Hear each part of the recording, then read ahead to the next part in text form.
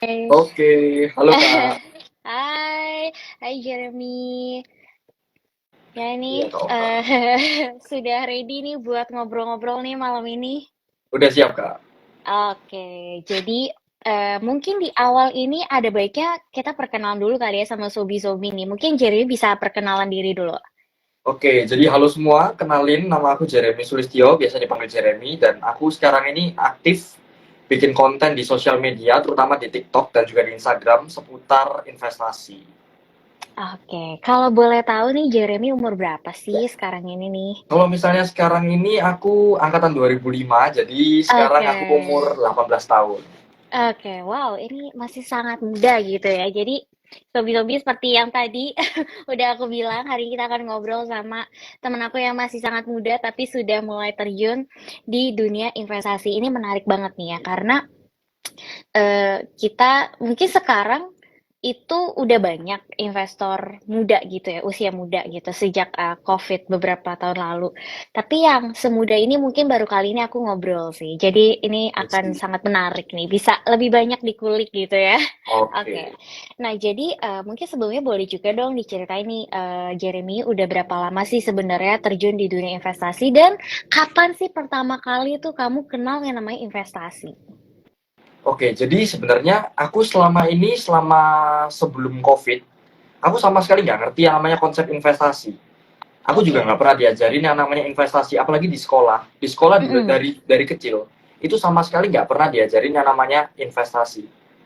Baru setelah COVID, waktu itu meledak tentang sesuatu yang namanya investasi. Iya. Terus aku penasaran dong, kayak, apakah aku miss something yang selama ini aku nggak tahu dan aku perlu tahu. Mm-mm. Terus aku bersyukur banget waktu COVID ini selama di TikTokku, kalau misalnya di teman-temanku itu banyak yang munculnya cuma yang lucu-lucu, yang galau-galau. Tapi aku Mm-mm. bersyukur nggak tahu kenapa. Di TikTokku itu munculnya kayak konten-konten edukasi, konten-konten investasi. Jadi Oke, aku kayak oke. penasaran Mm-mm. gitu. Kayak banyak orang yang udah start early untuk investasi. Dan posisinya itu aku masih umur 14 kalau nggak 15. Pokoknya Oh, 2020 awal, wow. kelas Oke. 9 ya, waktu Oke, COVID. jadi waktu COVID, kelas 9 tuh berarti SMP 3 ya? Ya, SMP Wow, 3. udah SMP 3.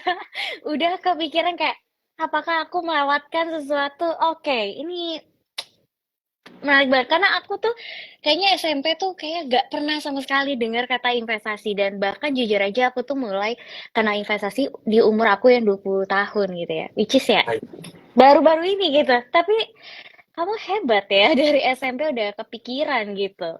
Oke. Nah, mengulik lagi dari yang tadi kamu udah sempat bilang gitu ya. Kamu masih SMP, kelas 3. Ya, Kamu belajarnya gimana? oke. Kamu belajar Jadi investasinya itu gimana? Jadi karena SMP kelas 3 itu resource-nya terbatas. Karena kita Iya. di Indonesia, di kurikulum Indonesia ini nggak pernah kita diajarin specifically tentang Mm-mm. investasi.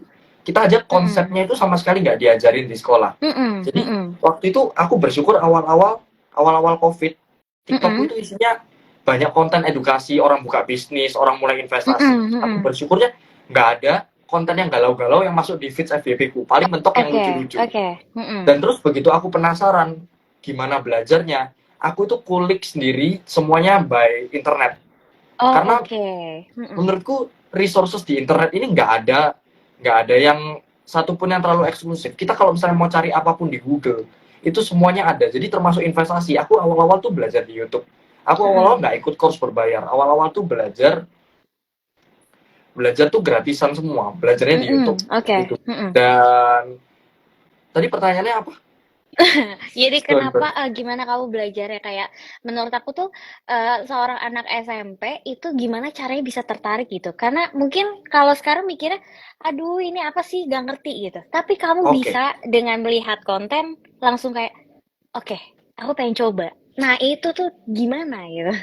oke. Nggak tahu kenapa, tapi waktu COVID, nggak tahu kenapa Heeh. aku ngerasa termotivasi untuk do something selain sekolah. Oke. Karena aku ngerasa Oke. waktu sekolah online ini kayak cuma 1-2 jam, itu pun lewat Zoom. Mhm. While lagi Zoom ini, banyak Mhm. banget aktivitas yang bisa dilakuin. Makanya aku Mhm. selama sekolah online ini ngerasa kayak bener-bener Mhm mhm. suatu momentum yang kayak bener-bener bermanfaat. Kenapa? Karena Oke, selain bisa sekolah online, ini kita kayak punya banyak waktu yang benar-benar betul, kosong. Kita kayak betul. nggak kepotong waktu perjalanan dari rumah ke sekolah. Kita Iya. tinggal nyalain Zoom. Jadi kita punya Mm-mm. sisa waktu itu banyak banget selain Mm. sekolah. Tapi aku dulu waktu SMP ini agak ngawur sih. Jadi sekolahku agak aku Oh. tinggal dikit. Oh, oke. Apa karena Tapi sudah nilainya masih mau aman kok. investasi? Iya, jadi aku Oke. kayak waktu COVID ini fokus banget belajar investasi. Oke, oke. Wow. Jadi mungkin kalau aku bisa sedikit tarik kesimpulan ya. Jadi sebenarnya perjalanan kamu untuk belajar investasi itu awal-awalnya dari mungkin iseng lihat konten terus jadi penasaran gitu ya. Mungkin juga Yes. kayak banyak terpapar gitu ya dengan Ya, konten-konten serupa. Jadi curiousnya kamu tuh muncul. Dan akhirnya kamu mencoba mencari tahu nih kayak investasi itu apa, instrumennya yes. itu apa, segala macam gitu ya. Dan tadi yang kedua yang aku highlight itu juga adalah dari waktu. Jadi ketika kamu melihat nih resource-nya udah ada dan kamu menyempatkan waktu yang kamu punya yang mungkin kamu bisa pakai buat main, nah kamu fokusin untuk bener-bener praktekin itu. Nah itu Ya. yang menurut aku sebenarnya penting juga ya, karena sebenarnya kalau kita mau bilang waktu tuh kayak kalau misalnya kita cari-cari tuh gak bakal ada gitu, pasti kayak padet aja gitu, kayak ada Padat aja aja. kegiatannya, benar, ada aja kegiatannya, distraksinya tuh ada. Tapi once kayak kamu tadi tuh udah punya goals, udah punya tujuan pengen belajar, itu pasti setiap waktu tuh selalu disempetin. Nah, itu Ya, mungkin jadi juga kita yang, harus punya mm-mm, punya kayak willingness gitu sih untuk belajar. iya, ya, Karena benar-benar, setiap orang tuh pasti sibuk. Kalau misalnya kita mm, nggak prioritasin something, ya kita mm-mm. bakal sibuk terus aja. Benar-benar. Ya, aku setuju banget. Jadi kayak nggak ada lagi mungkin alasan tidak memulai karena aku terlalu sibuk, aku nggak ada Yes. waktu gitu ya mungkin ya. Oke, nah itu juga poin penting yang mungkin bisa jadi salah satu perubahan juga nih buat Sobi-Sobi di tahun 2024 tidak ada lagi kata tidak investasi karena sibuk ya gitu. Oke, nah, waktu kamu pertama kali belajar investasi, pasti kan ada informasi tentang instrumen-instrumen investasi, ya kita ngomong yang di pasar modal gitu. Ada Oke. saham, reksadana, obligasi, retail, dan sebagainya. Kira-kira pertama kali yang bikin hati kamu tuh tertarik itu apa, dan akhirnya instrumen yang pertama kali kamu pilih itu apa sih? Oke. Yang pertama kali bikin aku tertarik untuk mulai investasi itu saham. Karena semua orang waktu itu talking about saham Ya, dan semuanya agree. ngomongin saham dan habis itu saham ini juga menarik waktu Covid. Kenapa? Mm-mm, Karena begitu dia turun naiknya cepet banget dan mm-mm. semua orang kan waktu itu into saham, semuanya FOMO, termasuk aku waktu itu FOMO kayak Iya, wah aku harus oke. masuk sekarang karena lumayan Mm-mm, banget ini mm-mm, pas lagi naik-naiknya. mm-mm, Tapi waktu itu aku belum diizinin sama mamaku karena waktu itu aku masih mm. umur 15, masih Iya, underage, belum punya KTP, nggak iya. bisa bikin akun sendiri. Jadi Oke, akhirnya untuk aku bisa akhirnya finally terjun ke saham, itu mhm, aku ngeyakinin mamaku dulu-dulu. Jadi aku oke, bikin semacam kayak financial projection, terus habis itu aku coba oke, untuk bikin analisa, bikin report, yang akhirnya mamaku mhm, yakin. Aku bikin sampai Excel tentang valuasi suatu saham. Waktu itu aku inget oke, Telkom, saham pertama yang aku beli itu Telkom. oh Awalnya oke, tuh belum heeh, diizinin sama mamaku, tapi mhm, begitu aku udah ngeyakinin, udah bikinin report segala macam, terus habis itu aku bisa jelasin dari A sampai Z tentang kenapa perusahaan ini bagus, terus habis itu valuasinya ini masuknya masih murah kalau misalnya kita masuk oke, sekarang. iya, Akhirnya mhm. dibolehin. Wow, sampai bikin Excel Iya, sedetail itu, sedetail hanya itu. modal belajar dari YouTube? Iya, belajar dari YouTube. Tapi waktu Oh, itu aku juga udah ikut ini beberapa online course. Jadi kayak oh oke, akhirnya ngerti. oke, wow, aku a little bit speechless ya. Kayak aku ngebayangin nih kamu uh, dulu di usia yang masih sangat muda itu, kamu mungkin teman-teman kamu mikir yang lain, kamu udah mikir, oke, jadi valuasinya saham Telkom segini segini segini. Wow, Ya, itu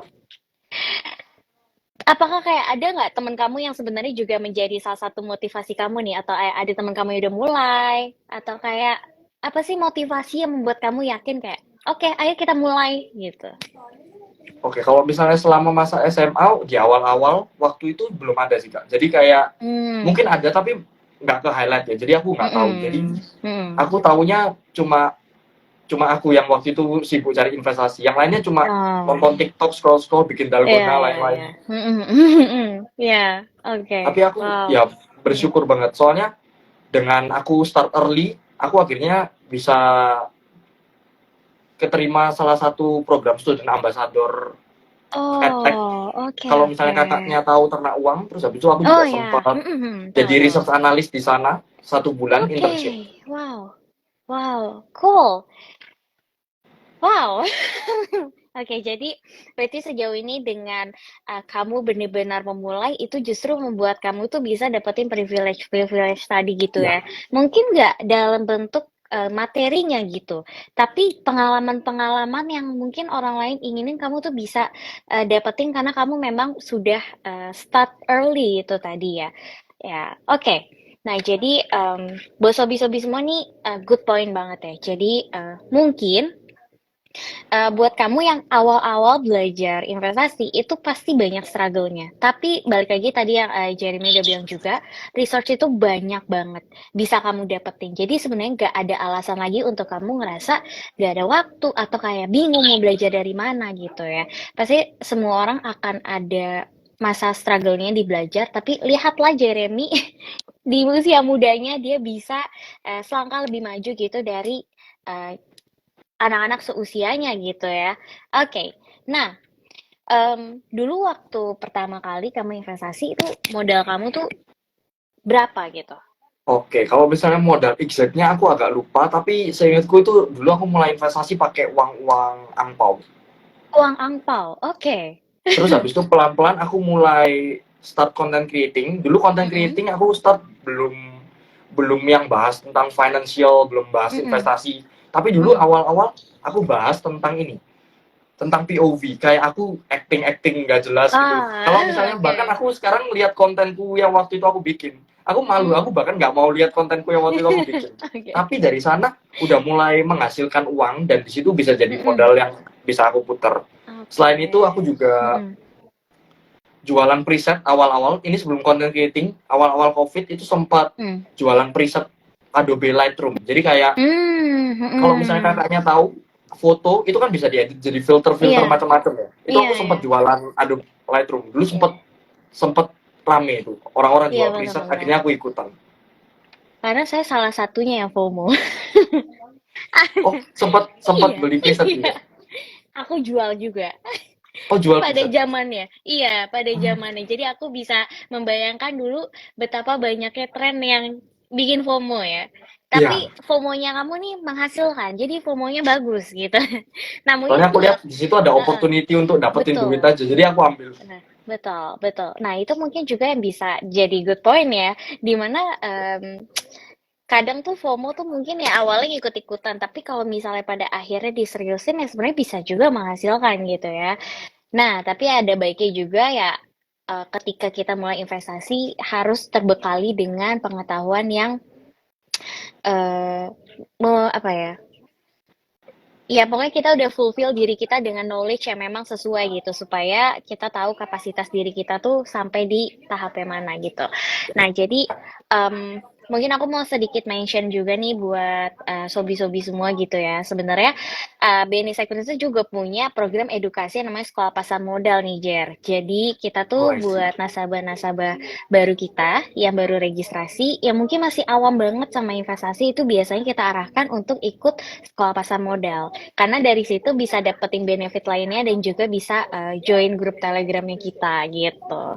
Oke, Jadi jadi makin semangat investasinya sih. Jadi untuk nasabah barunya kalau misalnya nggak ngerti apa-apa itu juga bisa bisa mulai kan berarti? Iya dong, pasti. Karena kan kita nggak mau ya jerninya mereka eh, buka rekening terus nggak ngerti nih mau investasi apa gitu. Hmm, That's why kita adain program yang namanya Sekolah Pasar Modal dan biasa kita kerjasama dengan Bursa Efek Indonesia gitu. Dan kita adainnya onsite loh. Jadi nggak pakai lewat laptop, jadi udah langsung ketemu, langsung diskusi, ngobrol itu seru banget sih. Gitu. Oke, nah lanjut lagi nih aku mau ngobrol-ngobrol lagi bareng Jeremy gitu ya. Nah, kalau misalnya nih, kamu kan udah lumayan lama di dunia investasi di pasar modal. Ada nggak sih bayangan kamu nih kira-kira tahun 2024 tuh bakal kayak gimana? Tapi dari aku mau kamu jawab dari POV kamu sebagai anak muda ya, gitu. oke. Jadi kalau misalnya investasi 2024 itu pasti kita nggak bisa jauh-jauh lihat katalis pemilu. Karena Oke. pemilu ini nggak cuma di Indonesia, di Amerika Serikat Mm-mm. juga bakal ada pemilu. Dan Oke. katalis yang kedua kita harus lihat the Fed. Oke. Oke, kita kita mungkin bahas yang pemilu dulu ya. Pemilu kalau Mm-mm. misalnya yang di Indonesia, itu pasti siapapun presiden yang terpilih itu pasti Mm. berpengaruh ke banyak sektor, terutama sektor Oke. konstruksi sama sektor properti. Karena Oke. terutama katalis yang paling besar itu IKN sih Kak. Jadi Mm-mm. kayak Mm-mm. siapa presiden yang terpilih dan apa Mm-mm. hubungannya sama IKN itu bakal ngaruh ke sektor properti sama konstruksi. Oke. Mm-mm. Bisa naik atau turun tergantung siapa yang terpilih. Oke. Mm-mm. Mm-mm. Terus habis itu kita perlu lihat juga makroekonominya. Kita perlu lihat Mm-mm. ini, perlu lihat pemilu US gimana hasilnya. Mm-mm. Kemungkinan kan juga ada rematch kan ya dari Donald Trump Mm-mm. sama Joe Biden. Sama Oke. kita harus lihat suku bunga dari The Fed karena sebentar.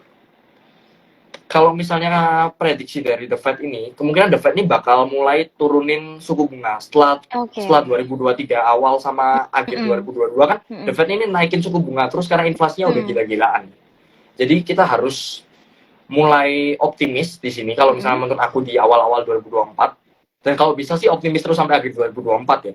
Iya. Soalnya karena suku bunganya ini udah mulai Mm. diturunin, which is itu bagus banget. Karena selama ini suku bunga naik, akhirnya profit dari perusahaan ini pada menurun kan, terutama Mm. perusahaan-perusahaan yang kayak Mm-mm. teknologi.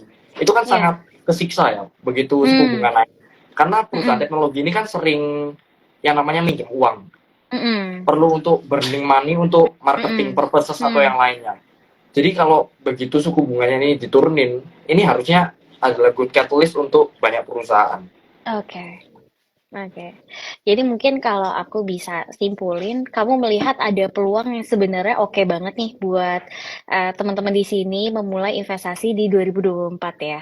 Melihat Ya, katalis-katalis yang ada juga yang cukup membawa keuntungan di beberapa sektor juga gitu. Nah, mungkin ini sedikit agak apa ya, lain dari pertanyaan ya. oke. Cuma aku pengen tanya juga nih, gimana akhirnya kamu tuh bisa kayak tadi tuh, membaca katalis, membaca, analisa ke depannya. Mungkin sobi-sobi di sini juga pengen tahu kali ya, kok kamu bisa sih ngomong kayak tadi gitu, belajarnya tuh Oke. dari mana gitu? Kalau misalnya ini bener-bener learning by doing Kak. Jadi Oke. aku awalnya kan jadi student ambassador di Mhm. EduTech Ternak Uang Mhm. waktu itu Mhm. tahun 2021 akhir sampai Mhm. 2022 awal. Mhm. Mhm. Itu di akhir periode student ambassador itu dikasih Mhm. kesempatan internship 1 bulan. Oke. Dan dari sekian banyak divisi yang ditawarin, ada divisi marketing, ada divisi Mmm. research analis, aku Mhm. ambil research analis. Padahal pengetahuanku nggak sebanyak itu. Terus habis itu Mhm. aku juga nggak sengerti itu tentang saham. Mhm. Tapi aku kayak agak nekat ngambil posisi itu, posisi research analis intern 1 bulan. Oke. Dan tapi di sana aku benar-benar kerasa belajar banget dan nggak kerasa pressure. Dan juga rasanya fun juga. Soalnya waktu itu mentor-mentorku benar-benar baik banget. Jadi waktu Oke. itu internship tuh setiap orang yang intern dapat mentor satu. Dan mentorku Oh, ini 9 tahun di atasku. oke.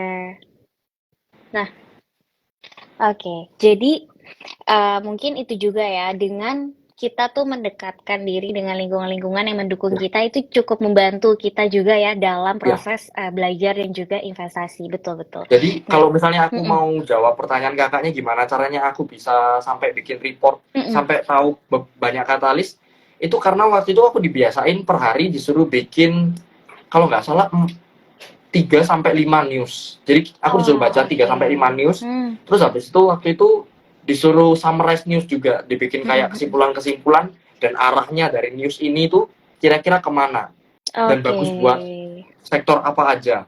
Jadi oke. aku mulai kebiasa dan ngerti gimana caranya analisa dan tahu untuk bikin tesis suatu investasi.